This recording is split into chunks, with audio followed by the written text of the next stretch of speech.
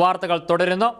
ജനനനിരക്ക് കുറയുകയും വൃദ്ധരുടെ എണ്ണം വർദ്ധിക്കുകയും ചെയ്യുന്ന ഗുരുതരാവസ്ഥയിലൂടെ രാജ്യം നീങ്ങുമ്പോൾ കൂടുതൽ മക്കൾക്ക് ജന്മം നൽകുവാൻ ദമ്പതികളെ പ്രോത്സാഹിപ്പിക്കുന്ന ലക്ഷ്യത്തോടെ പുതിയ പദ്ധതികളിലേക്ക് ചുവടുവയ്ക്കാൻ ഒരുങ്ങുകയാണ് ഇറ്റാലിയൻ ഭരണകൂടം. കൂടുതൽ മക്കളുള്ള കുടുംബങ്ങളെ പ്രോത്സാഹിപ്പിക്കാൻ ഇറ്റാലിയൻ ധനമന്ത്രി ജിയാൻ കാർലോ ജിയോർഗെറ്റി മുന്നോട്ട് വച്ച നികുതി ഇളവ് നിർദ്ദേശത്തെക്കുറിച്ചുള്ള വാർത്ത ശ്രദ്ധേയമാവുകയാണ്. ഇറ്റാലിയൻ മാധ്യമമായ അവനീറാണ് ഇക്കാര്യം റിപ്പോർട്ട് ചെയ്തത്. ജനനനിരക്കിലെ വ്യതിചലനങ്ങൾ ഇല്ലാതാക്കുക എന്നതാണ് മറ്റെന്തിനേക്കാളും പ്രധാനമെന്ന് ഭരണകൂടം കണ്ടെത്തുകയായിരുന്നു. അതിനായി അവിവാഹിതരെയും വിവാഹിതരെയും വേർതിരിച്ചറിയാനുള്ള പദ്ധതിയാണ് ആദ്യം ആവിഷ്കരിക്കുക. ഒപ്പം കുട്ടികളുള്ളവർക്ക് തൊഴിൽ നികുതി വെട്ടിക്കുറച്ച് കുടുംബങ്ങളുടെ ശേഷി വർദ്ധിപ്പിക്കാനുള്ള നടപടിയും കൈക്കൊള്ളുമെന്ന് ധനമന്ത്രി ജിയാൻ കാർലോ പറഞ്ഞതായി അവനീർ വ്യക്തമാക്കി. കുടുംബങ്ങളുടെ ഉപഭോക്തൃശേഷി വർദ്ധിപ്പിക്കുക എന്ന ലക്ഷ്യത്തോടെ തൊഴിൽ നികുതി വെട്ടിക്കുറയ്ക്കാനാണ് നീക്കം.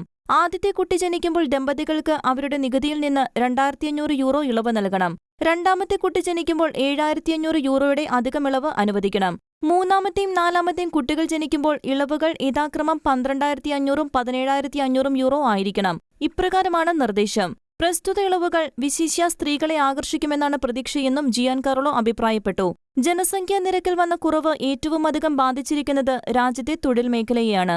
നിലവിലുള്ള ദശലക്ഷക്കണക്കിന് ഒഴിവുകൾ നികത്താൻ കഴിയില്ലെന്നാണ് തൊഴിൽ മന്ത്രി മറീന എൽവിറ കാൽഡെറോൺ അഭിപ്രായപ്പെടുന്നത്. ഫാർമസിസ്റ്റുകൾ, ജീവശാസ്ത്രജ്ഞർ, ലൈഫ് സയൻസ് സ്പെഷ്യലിസ്റ്റുകൾ, ഫിസിഷ്യന്മാർ എന്നീ തസ്തികകളിലേക്ക് അഭ്യസ്ത വിദ്യരെ കണ്ടെത്താൻ പ്രയാസമാണെന്നും അവർ വ്യക്തമാക്കി. പ്രസ്തുത മേഖലകളെ നിലനിർത്താൻ ആളുകളുണ്ടെങ്കിലും ജോലി ചെയ്യാൻ യോഗ്യതയുള്ളവർ കുറയുന്നു എന്നതാണ് ഇതിന് കാരണമെന്നും കാൽഡെറോൺ സൂചിപ്പിച്ചു.